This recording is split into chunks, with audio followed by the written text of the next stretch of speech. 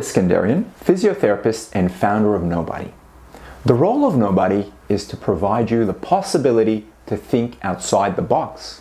We all learn the mechanics of movement in our training to provide a biomedical approach to our practice. But all movement begins in the brain, so we cannot leave the nervous system out of our consideration when assessing the client. Furthermore, to effectively help them solve some of their persistent pain concerns, it's important to separate the subconscious from the conscious part of the brain.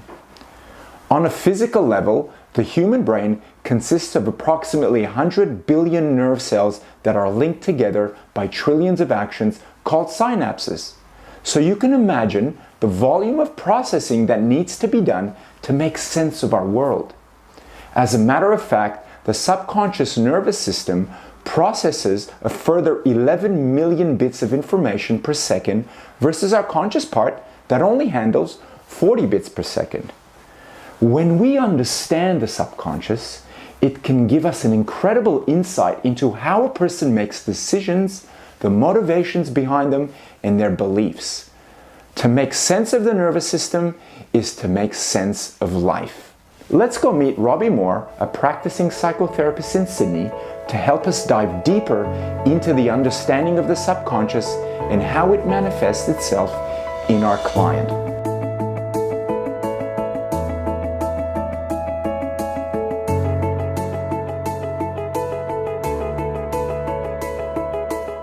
Robbie, thank you for joining me on this beautiful morning in this beautiful city of Sydney. Pleasure to be here, Corey. It is a lovely, lovely morning today. Pain is what brings clients to my practice. Their experience of pain revolves around their structure. What I'd like to ask is there more to pain than just structure? And when you say structure, their physical structure? Exactly. Yeah. Absolutely. I think that pain manifests in many ways. There is the physical pain and there is the emotional pain. Yes. And I think in terms of the physiological way that humans relate to pain, the physical and the emotional have the same tracks that they follow. Exactly. And what I find really interesting is that clients I work with that have PTSD, so post-traumatic stress disorder, where one of the fundamental organising principles of that structure is that the self reconfigures to strongly deny the experience of the trauma. And so any hint of that stimulus, the body will respond in a way that locks it out of awareness. Yes. And let's say they went on a roller coaster. They have an experience of feeling elated, a little bit scary, but overall they enjoyed the experience. Yes. So it's happened, it's resolved, it moves into the past. Whereas with trauma, what happens is the roller coaster would begin and there would be maybe a profound sense of dread and terror. And if these feelings were that powerful that they were too much to process in that moment, then they would linger past the events. They might have no way of making sense of what occurred because it was too big and their rational brain was really not present in all of that. The human body has phylogenetically 3 systems. As we know, the fight or flight system, the rest and digest, and there's this reptilian system of dissociation. I believe you see a lot of that type of characteristics in PTSD. Absolutely. So much parallel between your work and my work in terms of how the body holds trauma and the amount of injuries you must see from that. Absolutely. And so I think dissociation, the tool of dissociation, is the body. Yeah. It's got to be held somewhere because it's a natural flow of energy to to notice the sadness that my mother passed, for instance. To face it, to grieve it, to honour mother, and to resolve it. But to suddenly feel the sensation of sadness that a mother has passed and to cramp down on that in one's organs, for instance, and then the fascia twists and the body contracts subtly. You know, that's a less easy to distinguish form of dissociation. My guess is that you would, in your line of work, meet with a lot of people that have these injuries where they have no meaning that makes sense for them as to how this injury came about. Yeah. And often in those instances, there's been some level of fragmentation from the moment-to-moment integrative experience of life. Yeah, absolutely. How important is the intellect or rational brain when it comes to processing these experiences? Yeah, I think it's important. It's not always the solution. Sometimes the emotion is the solution. Sometimes the intellect is the problem. Yeah. Where someone's strongly thinking about the issue in a way where the thinking becomes the mechanism that stops them from feeling. Yeah. And the reverse is also true. So I think the intellect is always part of the solution, but as we've been saying, in balance with feeling.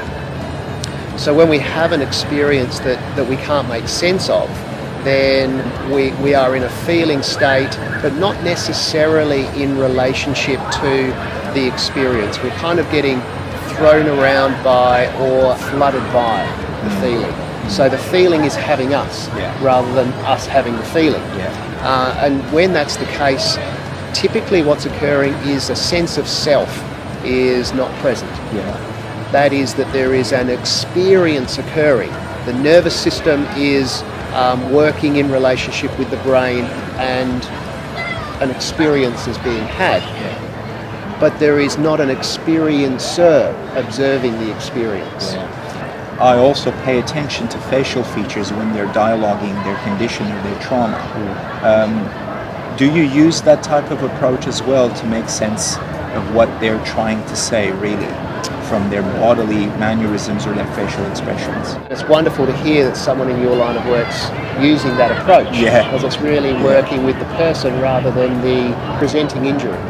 And I think it's profoundly important because I think that is the subtle eye movements, the way they face or don't face you, the way they kind of crinkle or stand rigid or collapse in some way in their posture is the gateway to the subconscious in the current moment. If eyes are fluttering quite suddenly whenever we use the word Iraq war or whatever the stimulus is, then that's a profoundly important cue that there's some event occurring within them that seems kind of unresolvable for them. Rather than facing the feeling, I actually go to face the confusion. Thank you very much. That was such an insightful dialogue, and I'm sure a lot of viewers out there are going to really get a newer and fresher sense of what being human is all about. So thank you very much for your time.